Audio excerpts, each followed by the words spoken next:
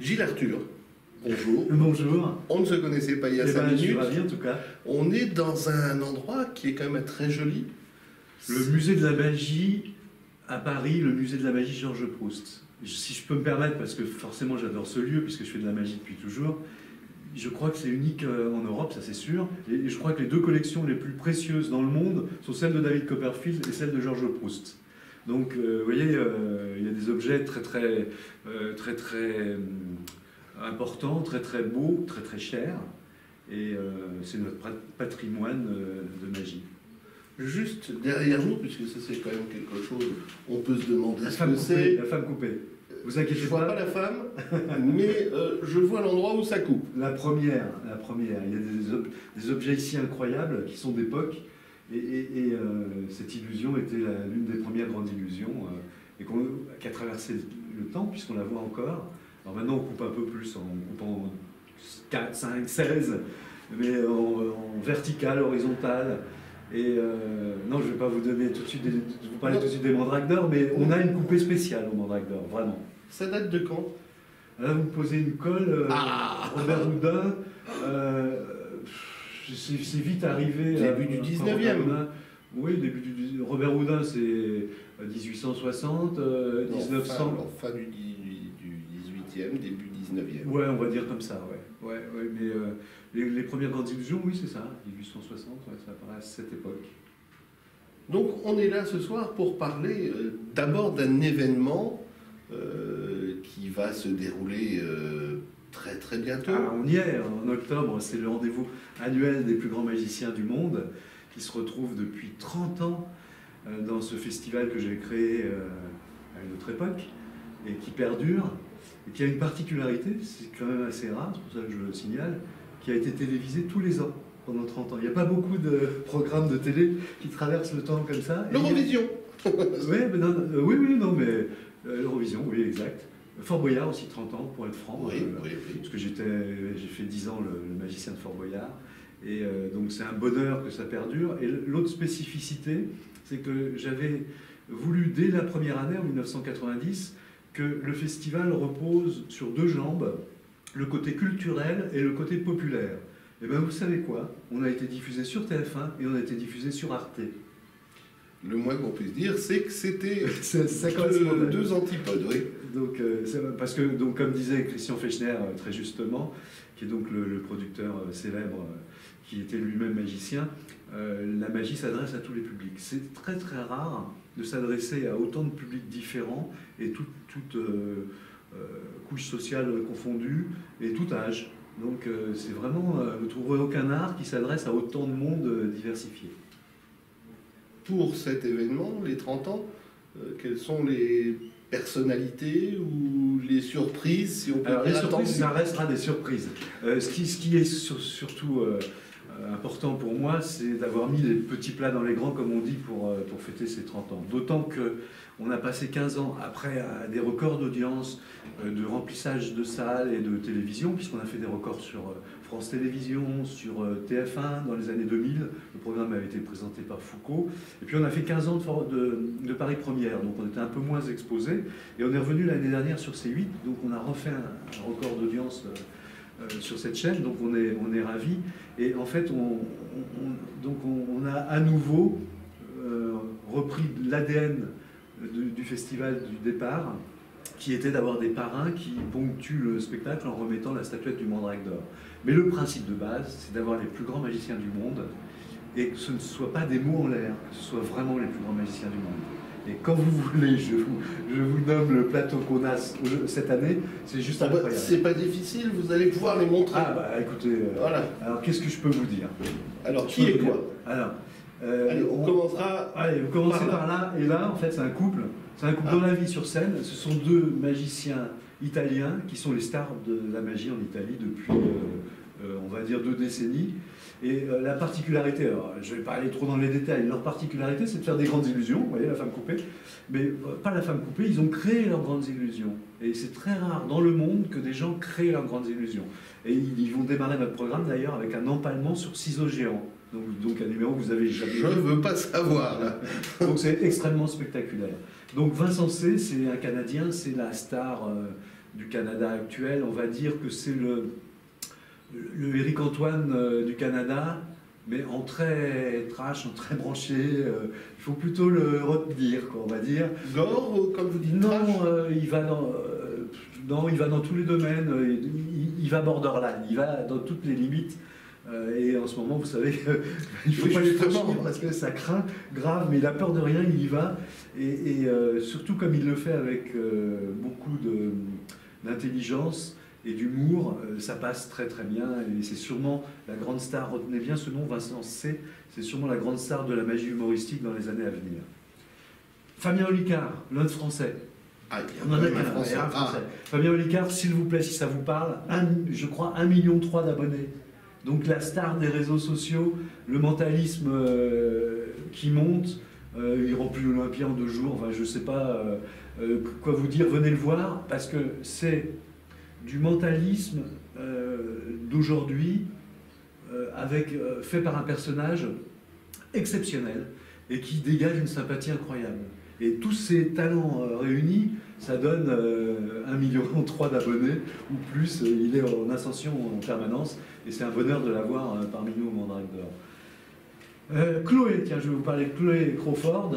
Chloé est irlandaise. Alors on dit, j'ai entendu dans des émissions de télé que je ne citerai pas ou dans certains journaux qu'il n'y avait pas beaucoup de magiciennes. C'est faux, il y a une explosion de magiciennes de talent. Et je vais dire, alors pour aller au bout de ma pensée, je ne devrais pas dire magicienne en fait, parce qu'elles se sont mises au niveau des magiciens. Donc c'est pas, parce que c'est un peu, pas péjoratif, mais on dit magicienne, on se dit ah ouais, bon, elle fait de la magie, c'est une femme qui fait de la magie. Non, c'est une magicienne complète, qui fait une magie incroyable et qui fait partie des plus grands magiciennes et magiciens du monde. Alors, il y a celui devant là qu'on je vais vous le dire à la fin parce qu'on l'a mis exprès en sombre. Alors, il y a ce magicien coréen qui est absolument incroyable. Alors, qu'est-ce que je peux dire sur lui? Il est déjà en Corée, il y a une mode de manipulation très très artistique.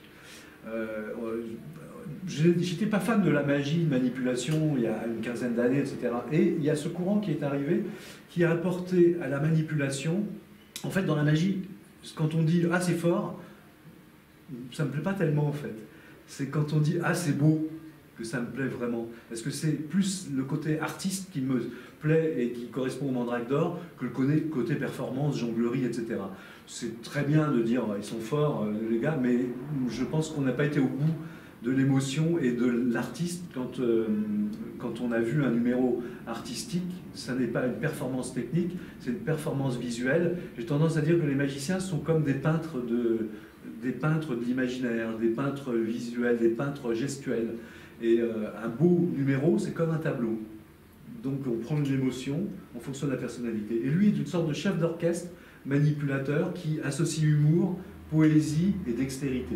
Donc c'est un cocktail tout à fait incroyable qui lui donne toute sa place dans les plus grands magiciens du monde. Un autre magicien que vraiment où ça me fait très très plaisir de l'avoir cette année pour les 30 ans, c'est Topaz. Il est allemand et Topaz, il fait partie des plus grands magiciens du monde, bien sûr, mais je dirais de lui que c'est un artiste avant même d'être magicien. C'est-à-dire que il est au niveau des plus grands magiciens du monde, des plus grands magiciens de la planète, mais quand vous le voyez, vous ne voyez pas un magicien, vous voyez un artiste. Ça passe encore au-delà de ça. Et la preuve, c'est qu'il va ponctuer le programme scène et télé avec des numéros qui sont musicaux. Il fait de la magie musicale. Et quand même, ça veut dire ce que ça veut dire. C'est-à-dire que vous n'êtes pas habitué, vous vous dites c'est quoi ça? Et bien c'est lui. C'est-à-dire que les vrais grands magiciens de la planète sont des artistes qui présentent des numéros que personne d'autre ne présente. C'est-à-dire quand vous voyez un tour que vous avez déjà vu, bon, bah, la carte à la bouche, etc., bon, bah, c'est fait par tous les magiciens de la planète. Ça ne veut pas dire que c'est pas bien. Mais les plus grands du monde, en général, ont leur propre création et c'est des créations uniques. Et Topaz, c'est vraiment le maître de la magie allemande. Il a été le phare de la magie sur cette décennie d'une manière évidente, quoi. Et alors, vous voulez que je vous parle de lui? Non, il en reste un encore avant. Non, c'est les... Ah oui, c'était les deux, d'accord. Non.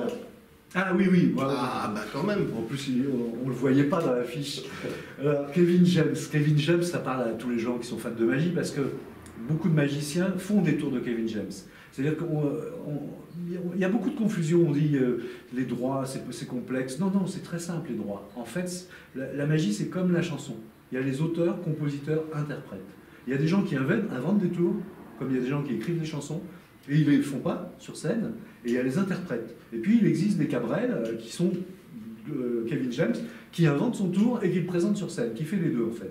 Mais Kevin James, sa particularité, c'est que c'est une star de la création, de la créativité magique, et la plupart des magiciens tout autour de la planète refont ces tours, jusqu'à, dites-moi le plus grand, David Copperfield. Eh ben, gagné.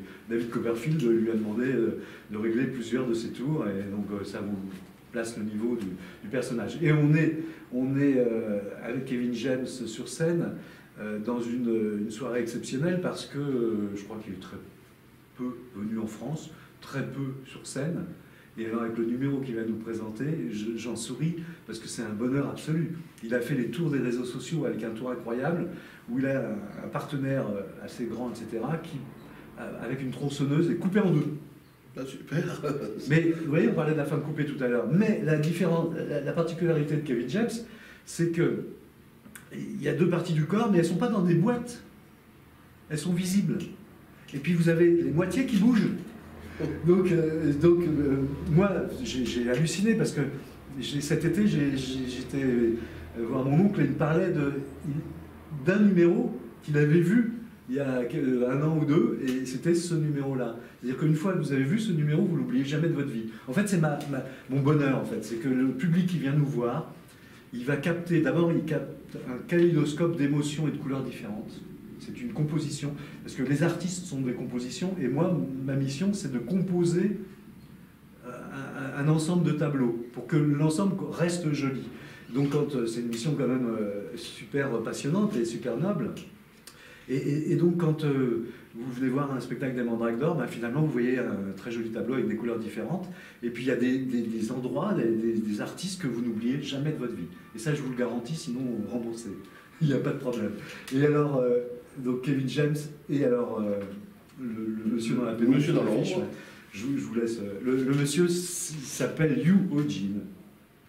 J'avoue que je ne... Non, non, mais c'est un Coréen. Alors, il est plus illusionniste. Il est star mondial. C'est-à-dire que ce type-là, d'ailleurs, il va recevoir un Mandrake spécial du plus grand manipulateur de tous les temps. Donc les Mandrakes d'Or sont un hommage en fait aux plus grands magiciens du monde. On leur remet un Mandrake parce qu'ils ont marqué l'histoire. Les Mandrakes d'honneur sont des Mandrakes spécifiques qu'ont eu Copperfield, Siegfried Roy, Arturo Brachetti, Gérard Majax. Ah, j'en ai vu 3 des 4. Et ben voilà, des gens qui rentrent dans l'histoire. C'est-à-dire que le jour où ils ne seront plus là, malheureusement, ils seront encore dans les livres. Donc, voilà. Et puis, en fait, on les honore plutôt pour leur carrière, parce qu'ils ont fait, par rapport à un numéro, c'est évidemment bien au-delà de ça. Et puis, il y a quelques Mandrakes spéciaux dans l'histoire, et là, comme c'est les 30 ans, il y en a 2. Il y a le Mandrake du plus grand manipulateur de tous les temps. Ce type, Yu Ho-jin, est juste fabuleux. C'est-à-dire que partout où il joue dans le monde, vous entendez bien, parce que vous pouvez parler cinéma, théâtre, chansons, etc. Là, on parle magie. Partout, dans toutes les salles du monde, en moins de 10 minutes, tous les gens sont debout. Vous voyez ce que je veux dire? C'est le plus grand manipulateur de tous les temps.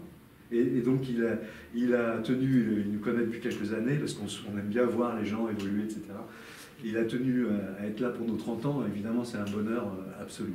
Donc, si vous venez voir ce spectacle, vous n'oublierez jamais ce type, c'est juste incroyable, quoi. En quelques minutes, vous avez envie de vous mettre debout et de l'applaudir.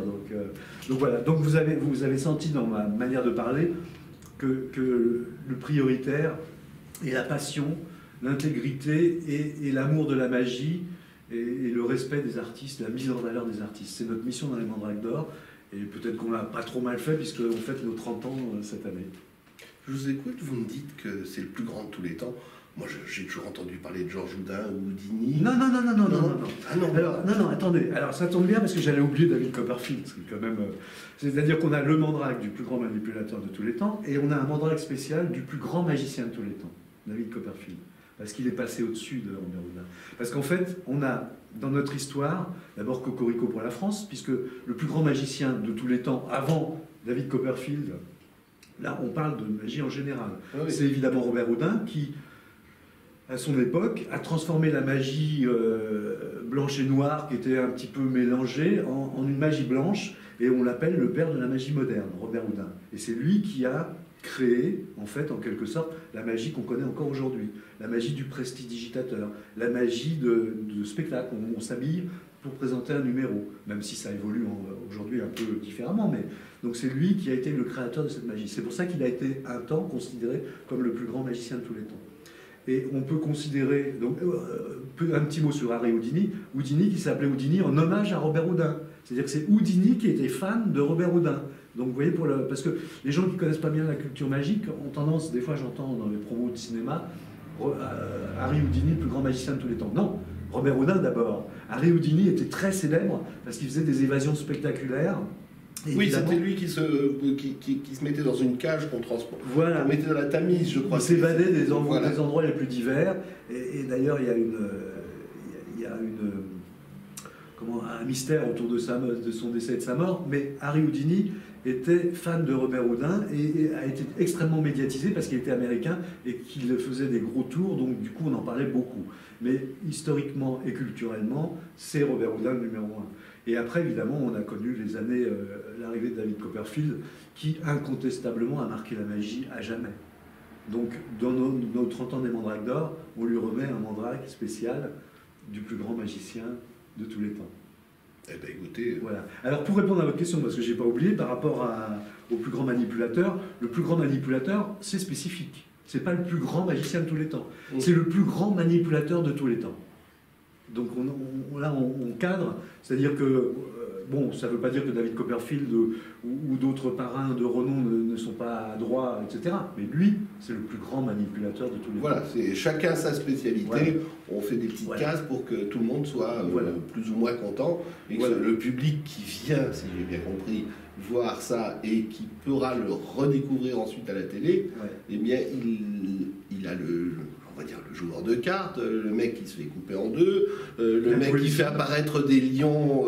la poésie, l'humour, enfin, c'est vraiment...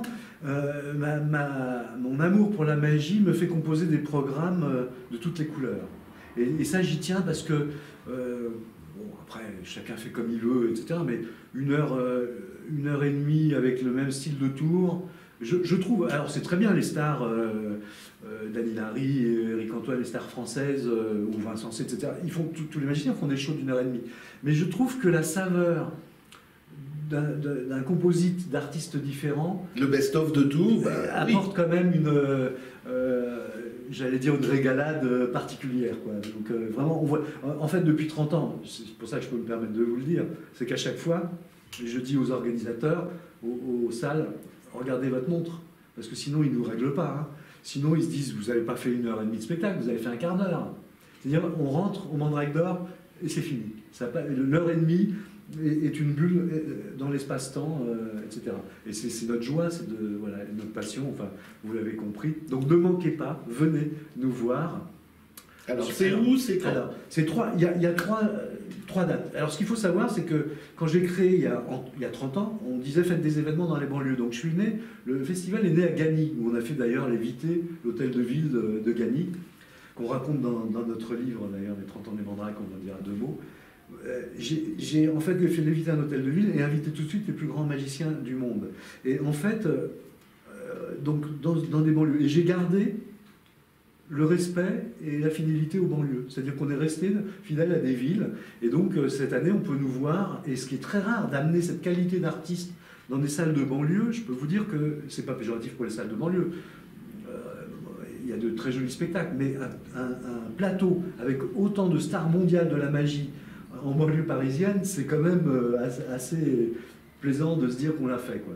Et donc, ils seront le samedi 19 octobre. Samedi 19 octobre, au théâtre du Casino d'Anguin, donc en proche banlieue parisienne nord. Samedi 19 octobre.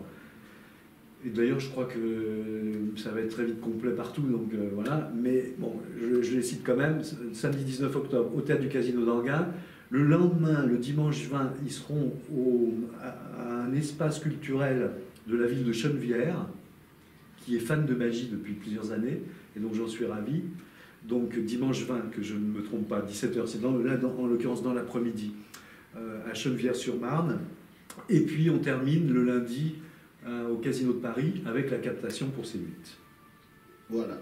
Et on va venir maintenant sur votre le bouquin. Alors, vous imaginez le bébé? Vous ne l'ouvrez pas. Non, il faut que chacun puisse le découvrir après. C'est un des secrets. Non, mais les plus grands magiciens du monde, 30 ans de Mandrake d'or, 30 ans de magie. Quand Georges Proust m'a demandé de faire ce bouquin,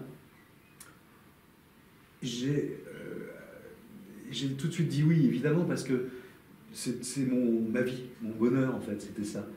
Voilà, je mets sur papier ce qui me représente, ce qui représente 30 ans de ma vie également.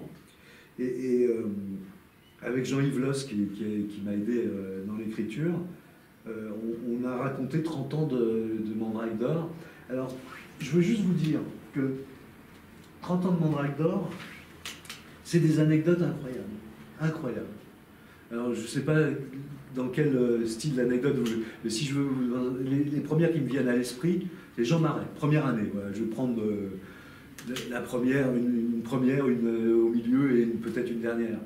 Jean Marais ne connaissait pas le poème Homme aux mille mains, qui est écrit sur les magiciens, qui a été écrit par Jean Cocteau. Ah oui, effectivement. Et alors, je ne savais pas, évidemment. Moi, je l'ai contacté parce que j'avais ce rêve d'avoir des personnalités qui rendaient hommage aux magiciens. Et un jour, j'ai appelé Jean Marais. Je ne sais plus comment, à l'époque, j'ai obtenu son numéro. Et il me dit, envoyez-moi le dossier, je vous rappelle. Et je me rappelle qu'à l'époque, j'étais sur Fort Boyard, justement. Donc, je l'appelais du Fort, ça marchait moyennement. Et Jean Marais me dit, bon, ok, envoyez le dossier. Moi, je me suis dit, c'est mort. Ok, c'était un beau rêve. Et puis il me rappelle. Alors déjà, vous voyez, Jean Marais, ça fait bizarre. Et puis il me rappelle et il me dit, Gilles, je vais venir à votre festival. Et je vais vous expliquer pourquoi. Je croyais tout connaître de Cocteau et vous m'avez fait découvrir un poème que je ne connaissais pas. Et il est venu, et c'est ce que j'appelle avec Jean-Yves, on a appelé la bonne étoile du festival. Il est venu et on a ouvert notre première cérémonie des Mandrake d'or avec Jean Marais, qui comptait le poème de Cocteau devant notre salle du théâtre de Gagny à l'époque, du théâtre André Malraux de Gagny, pleine à craquer. Et donc on avait ouvert le festival sur ça. Les gens se sont mis debout à applaudir pendant plus de 10 minutes. Ça n'était pas écrit. Vous vous rendez compte, la belle étoile. On ouvre le rideau, on n'a même pas fait un tour encore, et les gens sont debout à applaudir. C'était juste incroyable. Et en fait, ça nous a... Voilà, je ne vais pas vous raconter des centaines d'anecdotes, mais dans le bouquin, on les raconte, parce qu'elles sont magnifiques. La deuxième année, parce que celle-là va vite, je reçois un coup de fil de Jean Marais, qui me dit, Gilles, est-ce que je peux revenir? Vous voyez l'anecdote? Non, vous ne pouvez pas, c'était une fois. C'est juste, ça ne peut pas s'inventer, c'est juste incroyable. Donc voilà, donc il y a des tas d'anecdotes, et puis ça nous a amené... pour parler de la dernière année, ça nous a... Déjà, on a été 15 ans sur Paris Première, et c'était super cool parce que Paris Première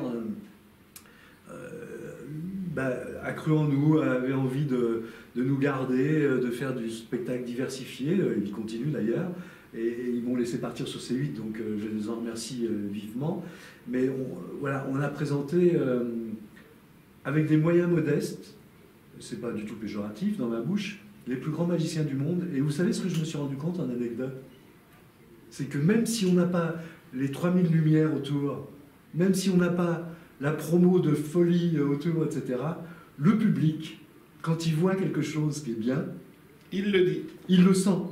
Et il regarde. Donc c'était brillant. Alors avant Paris Première, on a été sur TF1, un petit coucou à Jean-Pierre Foucault qui a présenté notre programme. Ça nous a permis, pour ceux qui pensent que la magie n'est pas populaire, quelques diffuseurs pensent que la magie c'est une niche. Sur TF1, on a fait la plus grosse audience d'Europe en programme de magie, avec plus de 7,5 millions de téléspectateurs, donc une autre anecdote. Donc pour en arriver à la dernière année, c'est vite, parce que je peux vous parler de 3 heures, mais on n'aura pas le temps. Non, j'ai pas assez de... Voilà, 2018, avant les 30 ans, l'année dernière, donc première année C8, on a Serge Lama qui se met à genoux devant un artiste, parce qu'il vient de voir son numéro, il vient de prendre l'émotion du numéro dans sa grandeur. Serge Lama, évidemment, que j'adore, etc., et qui était là parce qu'il est fan de magie, étant donné que son fils Frédéric est lui-même manipulateur, magicien de close-up. Donc voilà, des moments comme ça, c'est des moments d'émotion, des moments de vérité. Et je dirais, moi, ma passion, que je raconte dans ces 30 ans, c'est quand même de découvrir des artistes uniques au monde, qui sculptent l'espace avec leurs gestes, avec leurs tours, qui inventent, qui n'ont pas l'industrie de la télé ou du disque derrière, etc. Donc c'est beaucoup plus compliqué. Et bien malgré ça, ils font partie des rares artistes dans le monde qui sont capables de vous mettre debout en moins de 10 minutes. Eh bien, alors on donne des rendez-vous.